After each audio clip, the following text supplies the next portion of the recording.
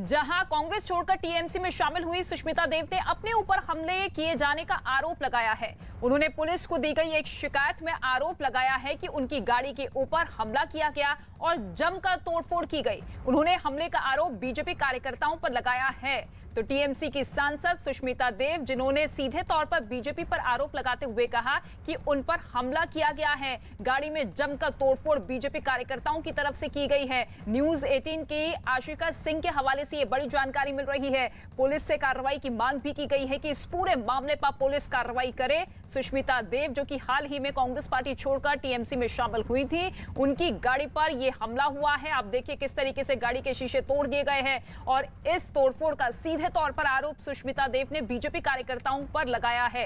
हालांकि इस पूरे मामले को लेकर अब जांच की मांग की जा रही है कि पुलिस को अब इस पूरे मामले की जांच करनी होगी। लेकिन ये बहुत बड़ी खबर सामने आ रही है। तस्वीरें भी लगातार हम आपको दिखा रहे हैं किस तरीके से सुष्मिता से देव की गाड़ी पर हमला किया गया। अमतुली में ये गाड़ी पर हमला किया गया है। सुष्मिता देव, जो कि लगातार अब बीजेपी कार्यकर्ताओं पर हमले का आरोप लगाती हुई नजर आ रही हैं। आशिका सिंह इस वक्त हमारे साथ मौजूद है फोन लाइन पर। आशिका, अपडेट बताइए इस खबर को लेकर, कितने बजे यह हमला हुआ और क्या अभी तक इस मामले में कोई कार्रवाई की गई है? ऋतिका, देखिए, दोपहर की ये घटना है जब सुष्मिता देव और पार्टी के दूसरे कार्यकर्ता, आज त्रिपुरा में एक नया कैंपेन टीएमसी की तरफ से जारी किया गया था। बीबी दूत, यानी बीबी के दूत, आने वाले जो पौर चुनाव हैं उनके मद्देनजर ये नया कैंपेन शुरू किया गया था, जिस दौरान एक विशेष तौर पर गाड़ी तैयार की गई थी टीएमसी की तरफ से, जिसके ऊपर आरोप ये लग रहे हैं कि हमला हुआ है। और सीधे सीधे उंगली जो है वो बीजेपी सरकार के ऊपर उठाई जा रही है। हालांकि इसके पहले भी कई घटनाएं ऐसी हो चुकी हैं जहां आरोप लगा है, टीएमसी के नेताओं ने आरोप लगाया है कि उनके ऊपर बीजेपी के जो वहां पर स्थानीय कार्यकर्ता हैं उन्होंने हमला किया है। ठीक है आशिका, तस्वीरें भी लगातार हम आपको दिखा रहे हैं और इस पूरे मामले को लेकर कार्रवाई की मांग भी की गई है। लेकिन आपसे जानना चाहेंगे कि ये पूरा का पूरा कार्यक्रम था क्या, कितने बजे वो पहुंची थी और कितनी तादाद में वहां पर लोग मौजूद थे जिन्होंने ये हमला किया? देखिए, अगरतला में जो है और त्रिपुरा की अन्य जगहों पर आज पूरे दिन ये कार्यक्रम जो है दीदी दूत, ये जो नया कैंपेन शुरू किया गया है, ये चल रहा था, जिस दौरान ये घटना हुई। और आरोप जैसा कि लग रहा है सुष्मिता देव की तरफ से, इवन अभिषेक बैनर्जी ने भी इस मामले में ट्वीट किया है और सीधे आरोप लगाया है कि त्रिपुरा में दुआरे गुंडा राज चल रहा है। इससे पहले भी कई घटनाएं हो चुकी हैं जब टीएमसी ने ऐसा ही आरोप बीजेपी सरकार पर त्रिपुरा में लगाया है। बिल्कुल, गुंडा राज का आरोप लगाते हुए सीधे तौर पर हमला बोल दिया है। क्या कुछ कहा गया टीएमसी सांसद सुष्मिता देव की तरफ से, वो सुनिए जरा। आशिका, आपके पास लौटेंगे फिर।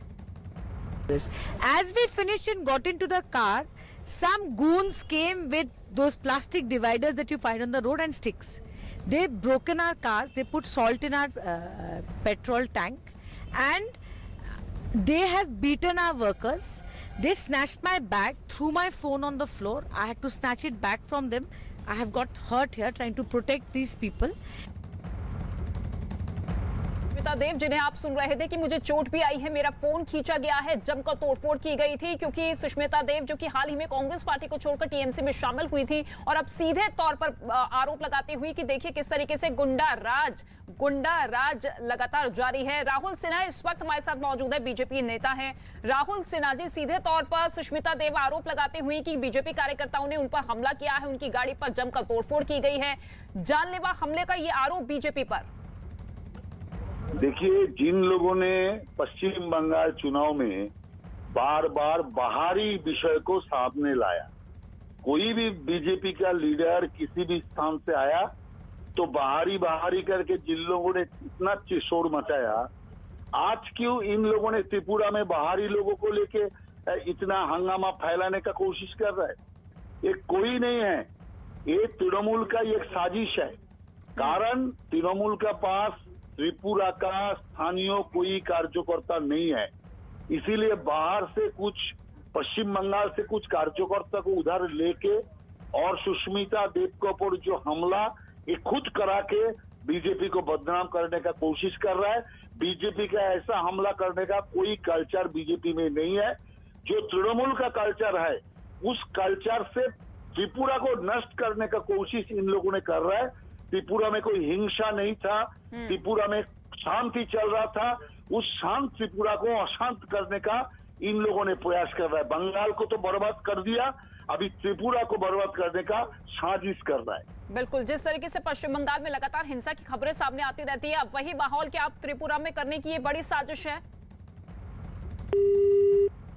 ठीक है, राहुल सिन्हा जी हमारे साथ मौजूद थे। सुष्मिता देव ने क्या कुछ कहा अपने आरोप में, क्योंकि उनका साफ तौर पे कहना है कि त्रिपुरा में गुंडा राज है और जब उनके काफिले पर हमला किया गया उसके बाद उन्होंने शिकायत दर्ज भी करवाई है, कार्रवाई की मांग की गई है। क्या कुछ आरोप उन्होंने सीधे तौर पर बीजेपी पर लगाए, सुनिए जरा। As we finished and got into the car, some goons came with those plastic dividers that you find on the road and sticks. They broken our cars, they put salt in our petrol tank, and they have beaten our workers. They snatched my bag, threw my phone on the floor. I had to snatch it back from them. I have got hurt here trying to protect these people. तो जिस गाड़ी में सुष्मिता देव सवार थी उसी गाड़ी को target करते हुए जमकर तोड़फोड़ की गई। उनकी गाड़ी के शीशे भी तोड़े गए। कार्यकर्ताओं के साथ वो मौजूद थे, एक कार्यक्रम में शिरकत करने उन्हें जाना था, लेकिन उसी दौरान रास्ते में बीजेपी के कार्यकर्ताओं ने उन्हें घेरा, जमकर तोड़फोड़ की गई। ये सीधे तौर पर आरोप सुष्मिता देव लगाती हुई बीजेपी कार्यकर्ताओं पर। हालांकि इस पूरे मामले पर अब जांच किस तरीके से आगे बढ़ेगी, किस दिशा में ये जांच जाएगी, ये भी देखने वाली बात होगी, क्योंकि इसको लेकर पुलिस विभाग में शिकायत दर्ज करवा दी गई है। लेकिन दूसरी ही तरफ इन तमाम आरोपों को निराधार बताती हुई भारतीय जनता पार्टी की ये साजिश है। जिस तरीके से पश्चिम बंगाल को हिंसा में झोंक दिया गया टीएमसी की तरफ से, अब वही माहौल त्रिपुरा में बनाने की प्लानिंग है।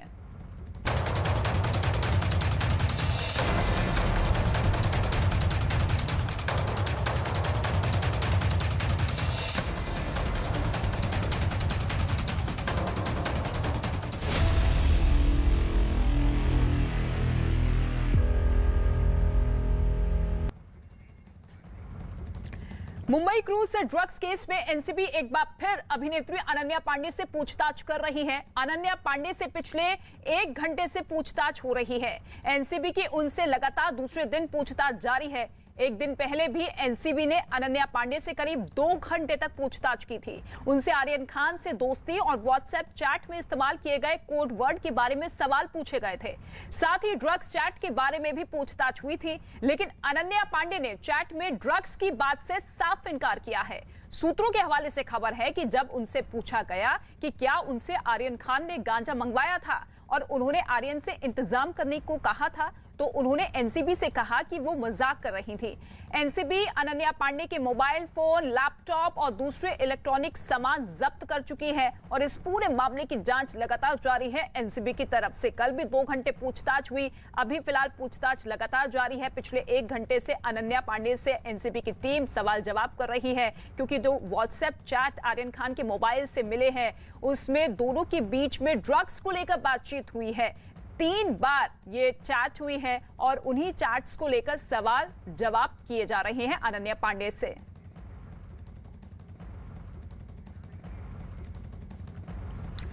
और इस वक्त 2 सहयोगी हमारे साथ मौजूद है। विवेक गुप्ता इस वक्त हमारे साथ मौजूद है और आशीष हमारे सहयोगी मौजूद है। सबसे पहले विवेक, आपका रुख करना चाहेंगे, अपडेट क्या कुछ है? 1 घंटा बीत चुका है पूछताछ को लेकर, क्या अभी भी पूछताछ जारी है और कितनी देर लग सकती है? देखिए रितिका, इस पूरे मामले में जो चंकी पांडे की बेटी है अनन्या पांडे, वो 2:10 पर मुंबई के नारकोटिक कंट्रोल ब्यूरो के दफ्तर में पहुंची थी। लगभग 2 घंटे होने को आए हैं, उनसे पूछताछ अभी भी जारी है, क्योंकि देखिए जो पूछताछ जिस एंगल में हो रही है वो ड्रग्स को लेकर पूछताछ हो रही है। जो आर्यन खान और अनन्या पांडे के व्हाट्सएप चैट्स है, उसमें चैट्स में कहीं ना कहीं अनन्या पांडे ये बोल रही हैं कि वो ड्रग्स की अरेंजमेंट करा सकती हैं। तो इसी मुद्दे को लेकर अब नारकोटिक कंट्रोल ब्यूरो अधिकारी लगातार उनसे तीखे सवाल पूछ रहे हैं और ये जो आज की क्वेश्चनिंग है वो काफ़ी ज़्यादा टफ है। टफ इसलिए भी है क्योंकि वो डायरेक्ट हार्ड हिटिंग क्वेश्चन हो रहे हैं और सीधे डायरेक्ट हिटिंग क्वेश्चन हो रहे हैं अनन्या पांडे के ऊपर कि अगर वो अरेंजमेंट कर सकती है तो उनके पास सोर्स क्या है, कौन कौन से लोग उनके संपर्क में हैं जो वो दावा कर रही हैं कि वो ड्रग्स को अरेंजमेंट कर सकती हैं। इसको लेकर अनन्या पांडे ने कहा कि वो सिर्फ मजाकिया तौर पर वो उन्होंने मैसेज किए थे, उनका कोई मकसद नहीं था, ना वो कहने का ये तरीका था कि वो ड्रग्स अरेंजमेंट कर सकती हैं। लेकिन नारकोटिक कंट्रोल ब्यूरो के अधिकारी उनकी बात पर विश्वास नहीं कर रहे हैं, क्योंकि जो व्हाट्सएप चैट सामने आए हैं उसमें उसमें साफ तौर पर कहीं ना कहीं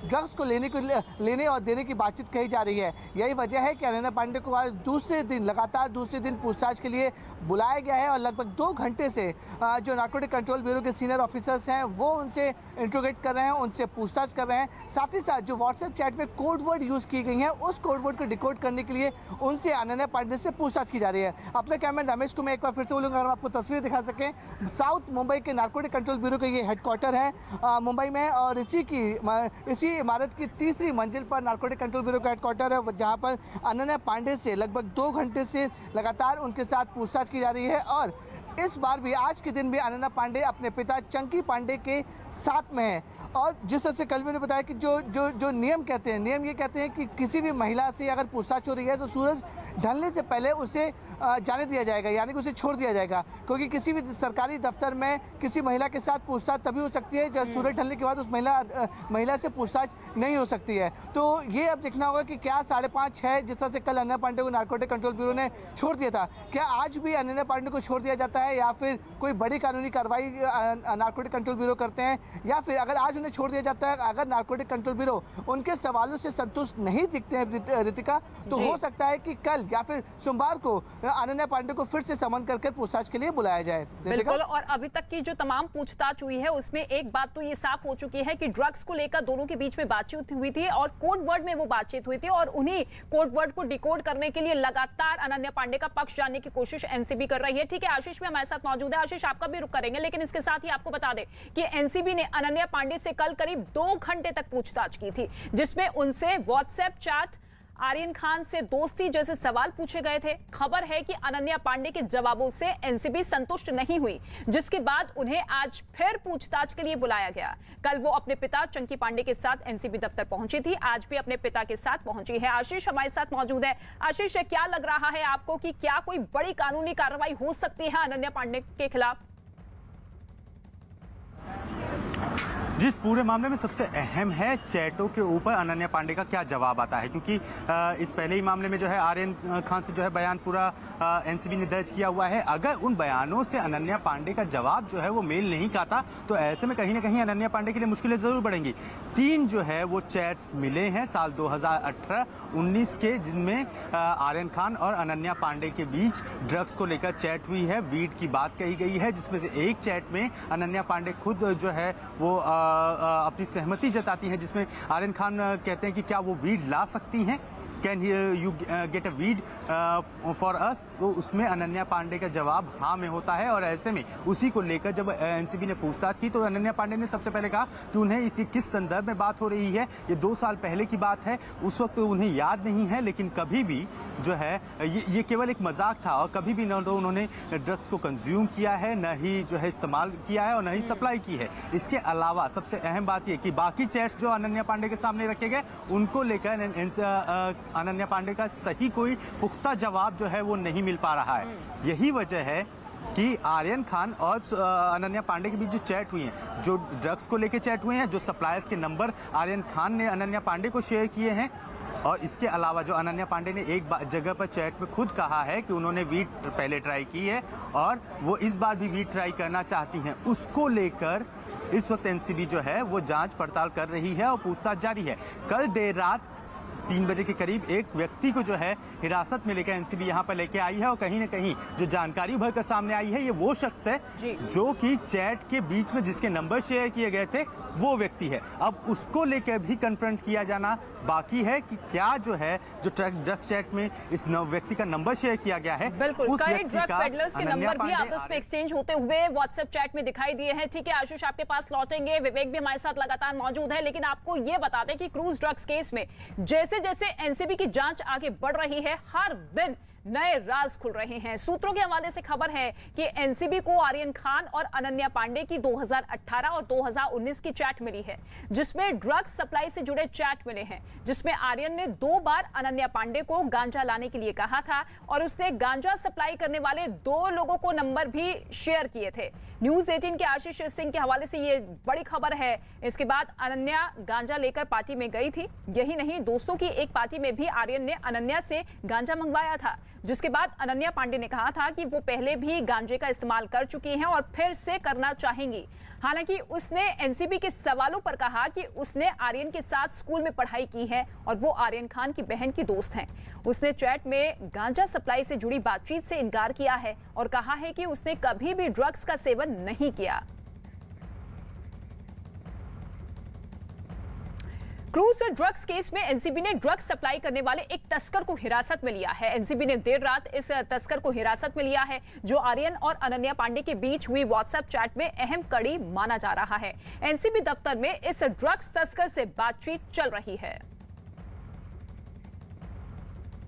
और क्रूज ड्रग्स केस में एनसीबी का एक्शन लगातार जारी है। कल अनन्या पांडे के घर पर जांच के बाद एनसीबी ने अनन्या पांडे से पूछताछ की थी। वहीं आज एनसीबी ने ड्रग्स को सप्लाई करने वाले एक तस्कर को हिरासत में लिया है, जिसे एनसीबी दफ्तर लाया गया है। यही नहीं, कल एनसीबी ने अनन्या पांडे के मोबाइल फोन और लैपटॉप को सीज कर दिया था, जिसकी जांच भी की जा रही है। खबर है कि एनसीबी ने आर्यन खान की व्हाट्सएप चैट की जांच के बाद अनन्या को तलब किया था, जिससे जुड़े सवाल ही एनसीबी ने अनन्या पांडे से पूछे हैं।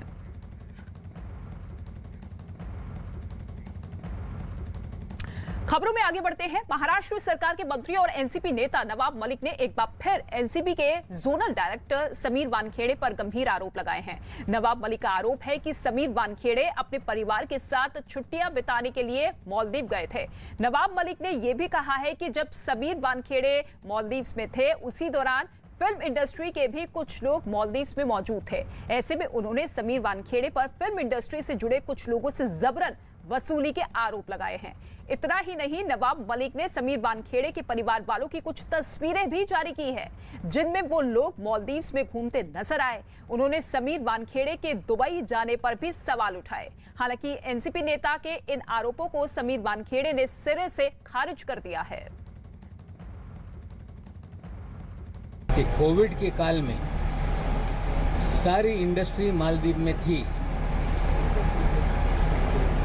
अधिकारी के परिवार के लोग, अधिकारी स्वयं दुबई और मालदीव में क्या कर रहे हैं, इसका खुलासा अधिकारी को करना पड़ेगा, समीर वानखेड़े को। दुबई की बात कर रहे हैं, मैं इसका घोर निंदा करता हूं। ये झूठी इन्फॉर्मेशन है। जिस तारीख ये जो कह रहे हैं दिसंबर में, मैं उस टाइम पे मुंबई में हूँ। ये उस चीज की जांच कर सकते हैं। पूरी तरीके से मैं इसका खंडन करता हूँ और झूठा आरोप है। ये जो शब्द है खंडनी, एक्सटॉर्शन, ये बहुत ही घटिया शब्द है। मैं गया था मालदीव्स में, बाकायदा गवर्नमेंट की, हमारे जो कॉम्पिटेंट अथॉरिटी होती है उनकी परमिशन मैंने लिया है। मैं सरकार की परमिशन लेके अपने बच्चों के साथ में, अपने फैमिली के साथ में गया हूँ। तो अगर उसे एक्सटॉर्शन कहते हैं तो this is not act. NCP के नेता नवाब मलिक ने समीर वानखेड़े पर और क्या कुछ कहा था, आइए आपको सुनवाते हैं। हजारो कोटी वसुली करण्याचा धंदा या संस्थेच्या माध्यमातून या महाराष्ट्रामध्ये सुरू आहे आणि त्यांना एक्सपोज केल्याशिवाय नवाब मलिक थांबणार नाही। मी आज आव्हान देतो त्या वानखेडेला की वर्षभराच्या आत तुझी नोकरी जाईल। और जेल भेजने की धमकी पर समीर वानखेड़े ने भी जवाब दिया है। क्या कुछ कहा समीर वानखेड़े ने, सुनिए। कि मैं एक छोटा सा सरकारी मुलाजिम हूँ, वो बहुत बड़े मंत्री हैं। तो अगर देश की सेवा करने के लिए, ईमानदारी से काम करने के लिए, ड्रग्स हटाने के लिए अगर वो मुझे जेल में डालना चाहते हैं तो मैं उससे स्वागत। महाराष्ट्र के गृह मंत्री दिलीप वालसे पाटिल ने नवाब मलिक के बयान पर कुछ भी कहने से साफ इनकार कर दिया। उन्होंने कहा कि नवाब मलिक के बयान के बारे में उन्हें कोई जानकारी नहीं है। इसके बारे में मुझे कुछ मालूमात नहीं है, लेकिन मैं ज़रूर उनसे इंफॉर्मेशन लूँगा और उनकी क्या वजह है, कैसे है, ये जान लूँगा।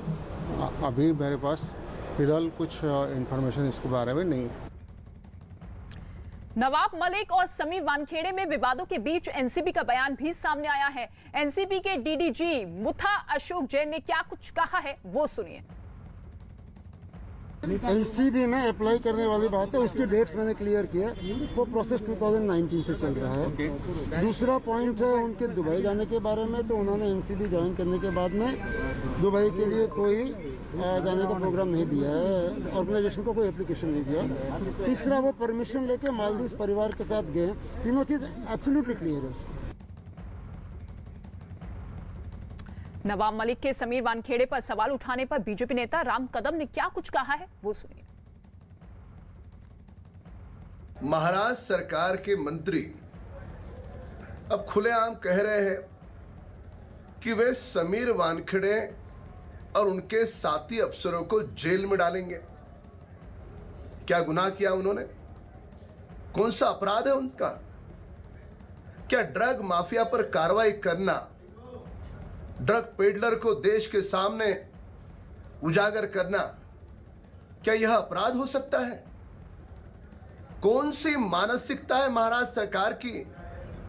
इनके मुख्यमंत्री समेत शरद पवार जी, इनके मंत्री लगातार पत्रकार वार्ता लेकर के किसे बचा रहे? जिनको पेट्रोल की उपयोगिता है, आज समाज के अंदर 95% लोग हैं जिनको पेट्रोल की आवश्यकता नहीं है।